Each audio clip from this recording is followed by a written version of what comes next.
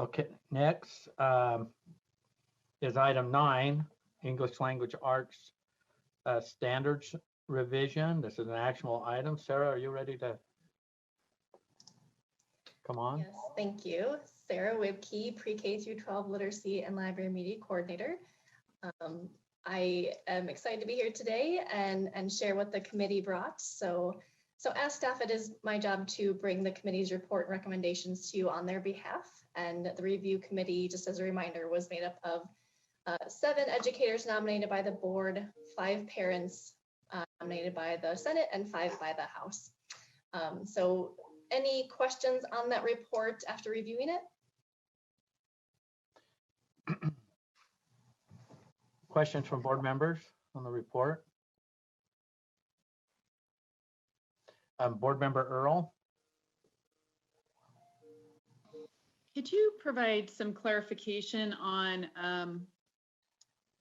exactly what this means? Just a second, let me get my screen back up here.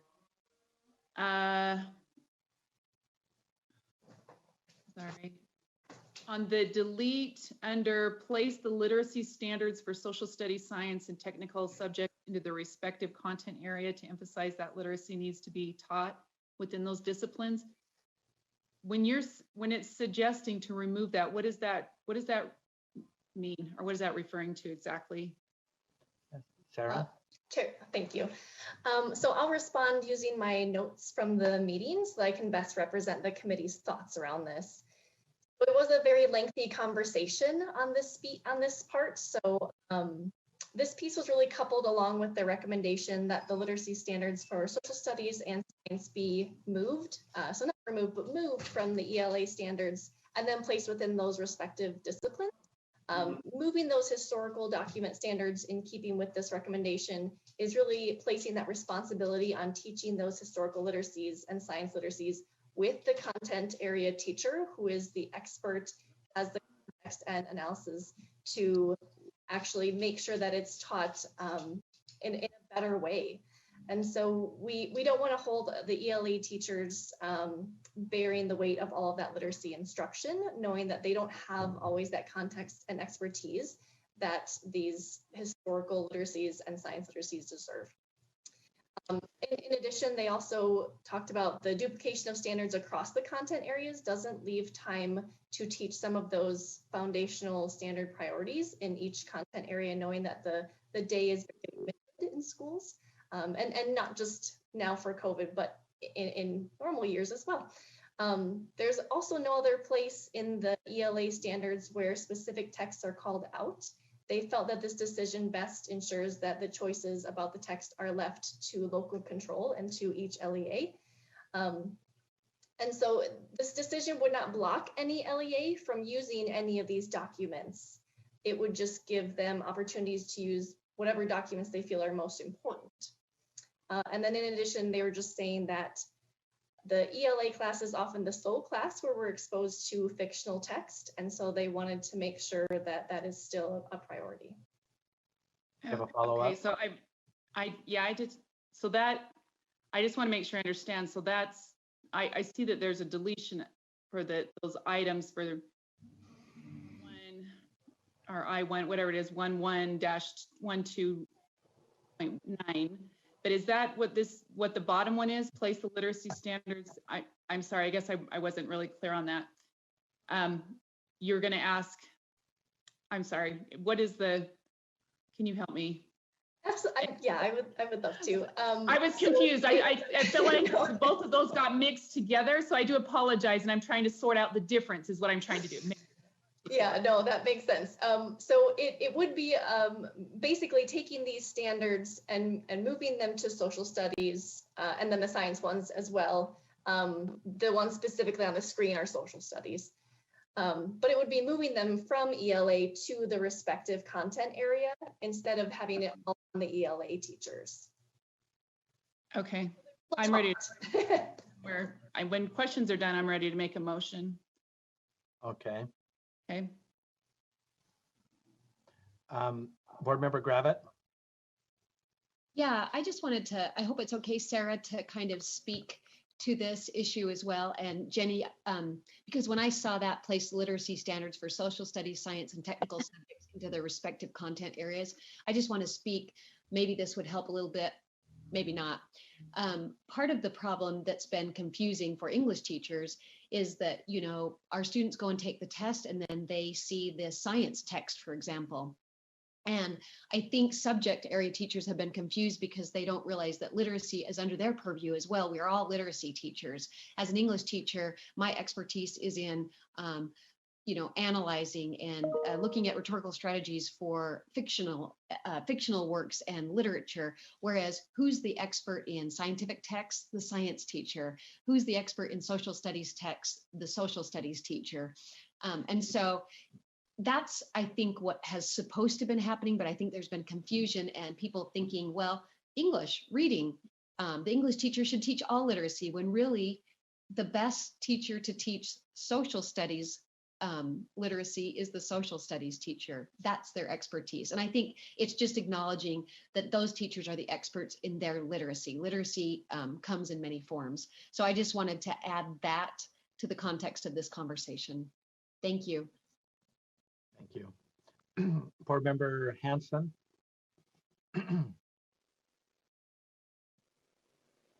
Thanks. I just had a question for Sarah, I think, to start with. If we, right now we're looking at the English language standards and trying to determine whether to go forward with the revision or whether to keep them as they are. That's correct? You are correct. Yes. And if we just move these forward in the process to revise them, does that necessarily mean that we're adopting all the recommendations of the review committee? Or what instruction would the writing committee get based on today's action if that was to move this forward? That's a, sorry, Chair Hudson, may I answer? Yes, please, Sarah. So in response to your question, Board Member Hanson, at this time, I believe the way it is written in the process is that the writing committee, once created, once you've said that's where we're going to go, then they would get this list of recommendations and begin revising. So they would then necessarily adopt these recommendations, and the first revision that came out would include all of these recommendations? In the draft, yes, I believe that's what the process says at this time. I'm sure Jennifer Thronsing can correct me if I'm not speaking correctly. I'm not seeing her hand wanting to jump in. I'm here. She's absolutely right. So there you go. Okay, I found you. All right. Okay. Then maybe I can just voice the concern then. I think that certainly I see what's being raised, the issue that's being raised, but I also believe that these documents certainly have literary value as literature on top of their historical and value in a social studies type of context. And I think that there needs to be more discussion on what we're talking about as part of the review process. So I'm ready to make a motion that we move this along. Hang on. Well, I'm not accepting a motion yet. Jenny wanted to go first once she. Okay. Oh, no problem. You're right. I'll give her the first stab at it. But I believe that we could move this forward in the review process without making a decision today to take out this portion of the, or I guess to adopt all of the recommendations of the writing committee. And I think that might be a good course of action. So I'll let others speak and see what Jenny's motion comes as. Okay. We still have a couple others that want to have questions or they have some input on here. Board Member Lear. Yes, my comment was that I looked with interest at the number of and the individuals that I knew on the writing committee, and I thought the numbers were extensive and they were diverse, at least among those names that I recognized. And that was one persuasive element for me about giving a lot of credibility to these recommendations. So my question for Sarah, if that's okay, is to say, were these unanimous decisions by this writing committee or consensus decisions, or specifically was the decision about taking these documents out and putting them in their content areas, was that a unanimous decision? Sarah or Jennifer, but Sarah, you can defer. Yes, that's a great question. And honestly, it was a very long conversation that went over 2 different meetings because I do think it was very important. And I think the committee really they did consensus, but I think the discussion was more around, as long as it's not restricting teachers to still be able to use all of these documents, in any content area, really, that was more important to them. So they felt like, yes, the onus is really on the social studies and science teacher. However, we're not wanting to block ELA teachers from obviously using these documents in their instruction either. Thanks, Sarah. Okay.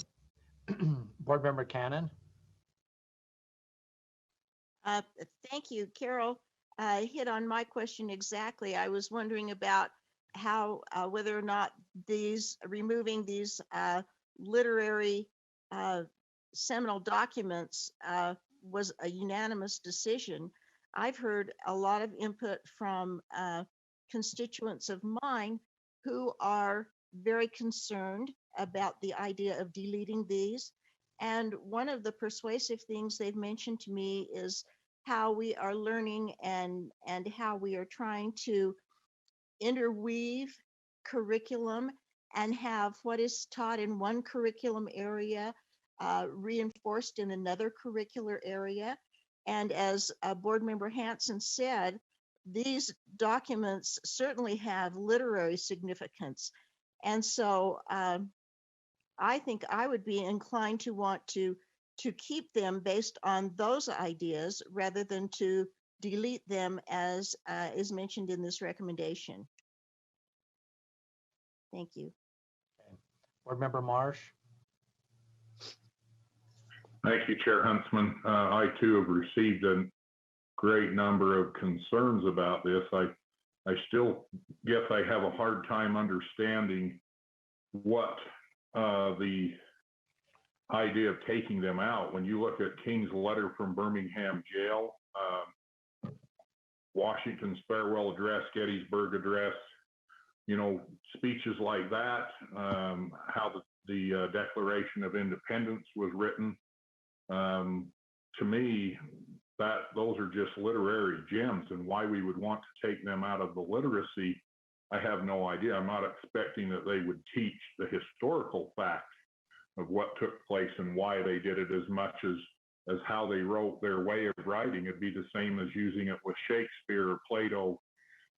Some people like that, or people more modern authors, they all have a significant style, but at the same time, these are literary gems. So I think I have a really hard time wanting to take them out of there because cross-curriculum teaching, being able to teach a little bit of history as they analyze and look at their literary parts of these documents in an ELA class would be equally as important as a history teacher teaching these documents, the importance of them historically, but at the same time making sure that punctuation and stuff like that is correct in the work that the students do when they hand it back in, as I would hope that all teachers do. Thank you. Hey, we have several hands up. Jennifer Thronston, do you have a comment? I mean, we've got statements happening and not questions, but go ahead. To answer some of the questions they've got, this comes down to the responsibility of the teacher. One, this is dictating specific curriculum, which generally the board doesn't do. So this came from the Common Core standards. They specifically called out these documents, and there is value, as they've all mentioned, but just a couple of points of note. The other piece is these are English teachers with the secondary setting, which is where these are, it's 9 through 12. They are the only teacher in general providing literary instruction. So all the other classes that our kids are attending primarily are nonfiction texts. The only opportunity in most schools for students to experience fictional text is in the ELA classroom. So mandating specific text to be read takes away from the limited time our kids have from experiencing literary fiction or other literary text that is afforded only primarily, I guess would be the way, in ELA classrooms. Because as a science teacher, they're unlikely to rely on literary text. They're going to rely on nonfiction. And in social studies, very similar. And so these opportunities to cross-pollinate and integrate, we have plenty of ELA and social studies teachers who do this work, that they'll read Birmingham Jail in one class, and the social studies teacher will be handling the historical perspective and the of the people and the time, where the English teacher is analyzing the figurative language and such and that. And so those things happen in our schools without the mandate and the standards to do those particular documents. And so that's where the committee is really coming from. Just to give a little broader perspective, it's not that these aren't important documents and that they shouldn't be used. It's just putting an extra mandate on our ELA teachers that these are the documents that you're using, which is unusual in our standards to explicitly tell them which text that they are required to use. Okay. Board Member Gravitt. Oh, thank you. Chair, I know you're, you want us to ask questions, but then people got into a discussion, and so. I know. So what I was saying is, may I say a few things, or do you want me to wait until after a motion is made? No, I think we might as well. I'm gonna go through the list of people that have their hands raised. I'm gonna go back to Board Member Earl and. Okay. Okay. I just wanted to, I appreciate what Dr. Thronson just said, because it's funny because we don't want to dictate curriculum except when we do. And it would be like saying, okay, every English teacher has to teach Tom Sawyer, for example. And I think what's important to remember when you're looking at standards is English language arts standards are, they're a how. We're teaching kids how to do things. We're not teaching them what, we're not teaching them, necessarily specific facts, but we're trying to get them to do things like analyze rhetorical strategies and look for themes and cite textual evidence. What the issue is every year, my English department, we have to get together and we have to decide these standards are so big. There is no way you can teach all the English language arts standards. So if you're dictating that we have to do this, guess what? We have to take out other things that are only taught in English language arts.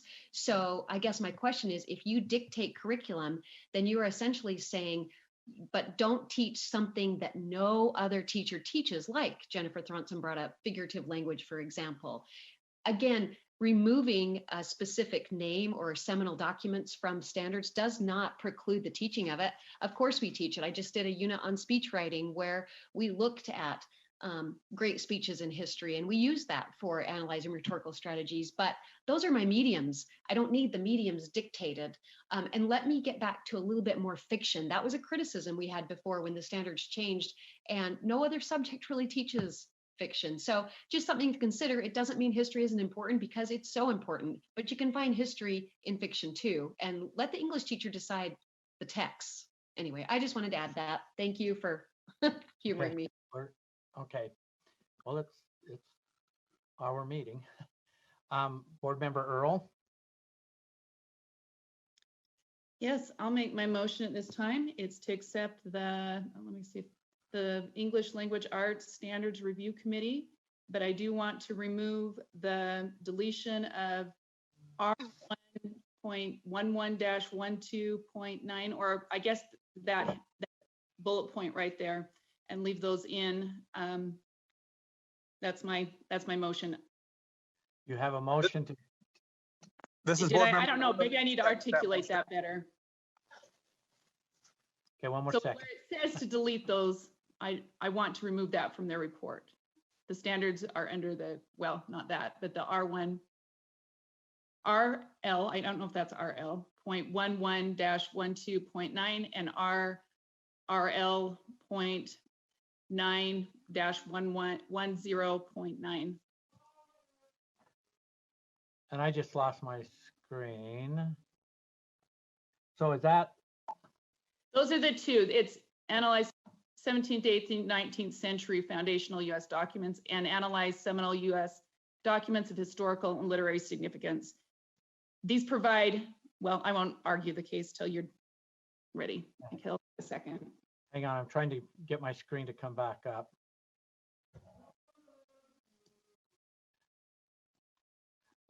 Vice Chair Cummins, do you have yours up? I'm sorry, I've been having computer problems, and I went to make my screen a little larger, and now it's about 1 inch.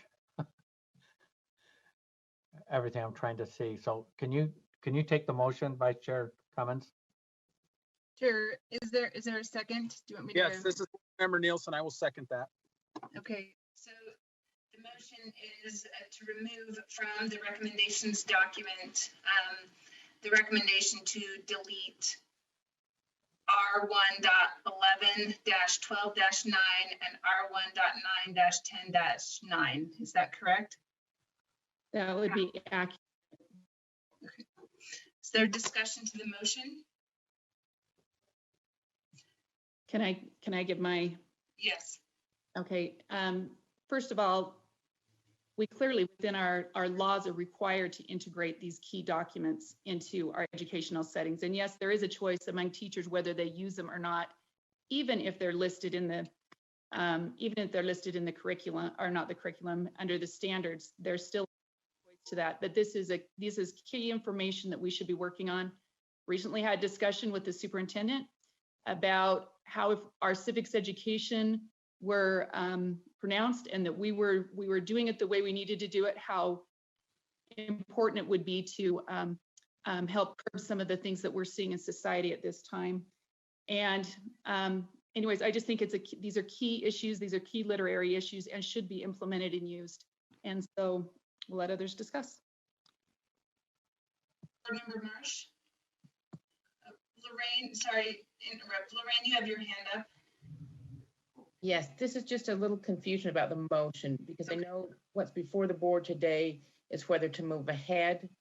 And this is part of your process on your revisions process is to either move ahead with the revisions or not do the revision. I'm also concerned that the report is what it is, and to remove a recommendation from the report. So then we wouldn't be accepting, then I'd have to make the motion to not accept the report, Lorraine, if that's the case. The issue isn't to accept or not accept, it's to move ahead with the standards. And then I suppose you could say something about. So Lorraine, what if I restate the motion this way? Sorry, I probably messed that up. So the motion is to move forward with the standards revision process, except for the recommendation from the committee that would delete RI.11-12-9 and RI-9-10.9. Would that be a better motion, Lorraine? Yes, that makes more sense to me if everyone else is on board with that. Okay. Does that communicate what you're trying to say, Board Member Earl? Yes, it does. Okay. Okay, thank you. Thank you, Lorraine. Board Member Lear, or Board Member Marsh, I'm sorry, were you going to speak to this?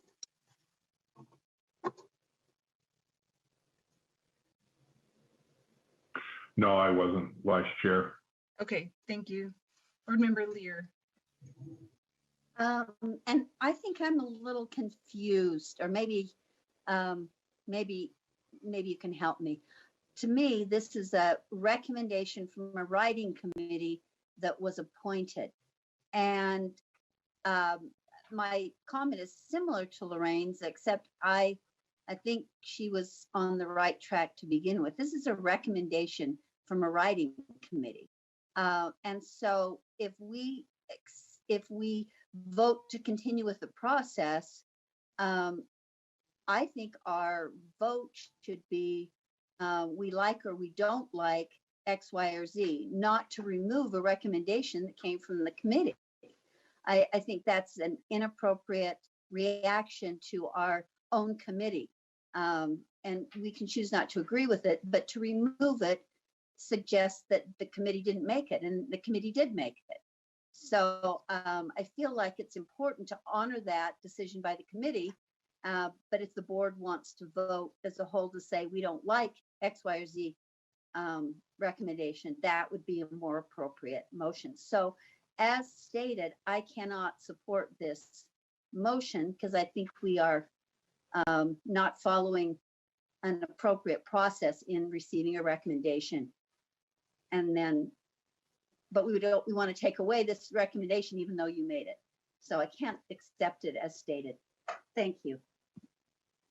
So maybe to clarify, I think the motion is meant to say that we want to move forward except for this part of the recommendation. If we were just to say we like or we don't like, then it doesn't give any direction from the board as to how the board would like to move forward with the recommendations that were provided. So these recommendations are to us as a board. And then as a board, we have to decide how to move forward. So that's our role today, is how do we move forward with the recommendations that have been provided to us. And so and I don't agree with you, Vice Chair. I appreciate your interpretation, but that's not what I was saying. And I don't agree with that. Okay. So, Chair, are you wanting to take over? We're at Board Well, Member I think Nielsen. you can finish. If you want to finish the motion. Okay, Board Member Well, Nielsen. Okay. Yes, thank you. I think that, I mean, I've taught government history now for the past 15 years from middle school through AP levels. And I think it'd be very, very foolish of us to even consider moving some of these documents, because I've worked very closely through the years with the English teachers in my school and other schools on many of these documents, not only for literary text, for understanding and things like that. So not only that, when we see what's going on politically, there's a tremendous lack of understanding of our founding documents as a whole. And so I think the more the better, the more civics, the more understanding our young people can get of the government, how it works, how it was founded. I think that's so important, especially now. And I think even considering getting rid of these documents in English, I just disagree with that. I think that's a terrible way to go at this juncture. That's all over.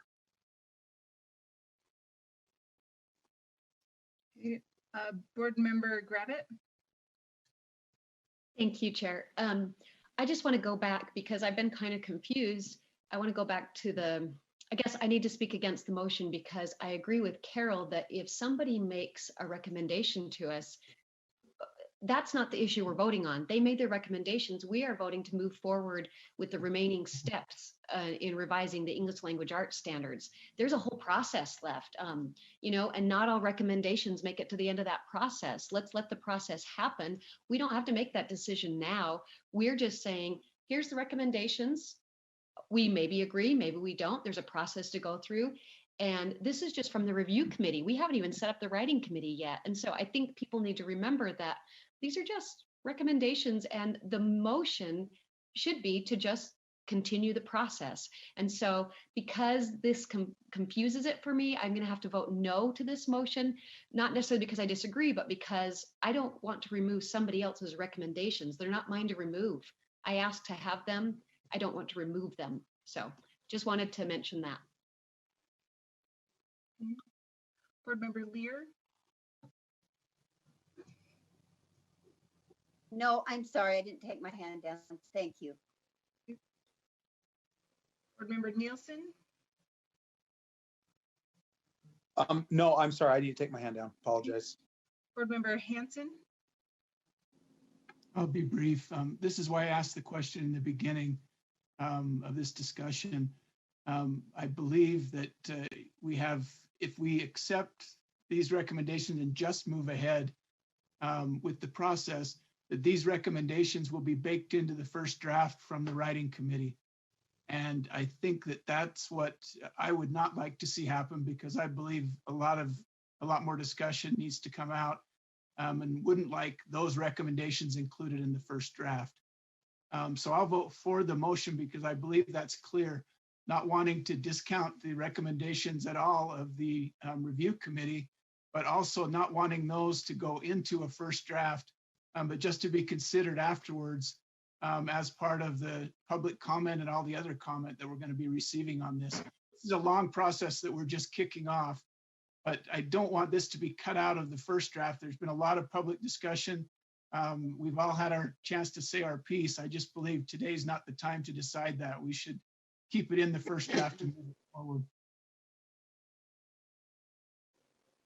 Board Member Bolter?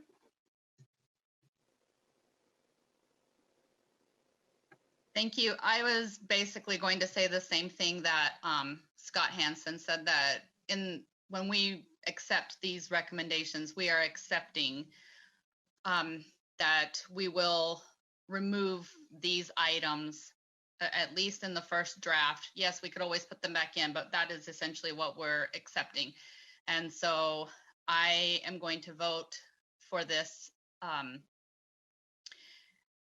And I call the question. Okay. The motion before us is to end debate. Please vote on ending debate.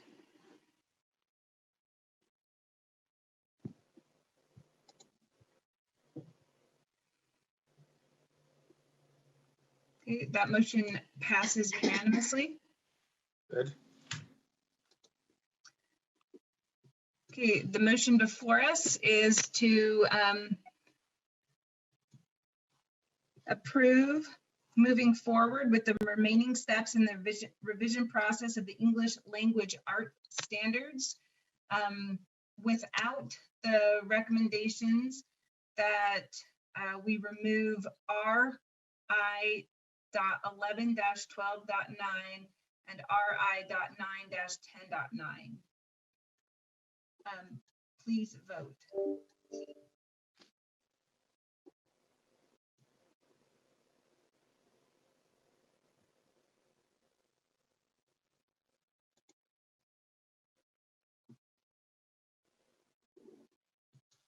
Okay, that motion passes. The aye votes are Board Member Cannon, Huntsman, Earl, Hansen, Belknap, Davis, Newell, Haynes, Marsh, Nielsen, Bolter. The no votes, Lear, Thorpe, Gravitt. Okay, that concludes that item. Chair Huntsman? Yes. Take over.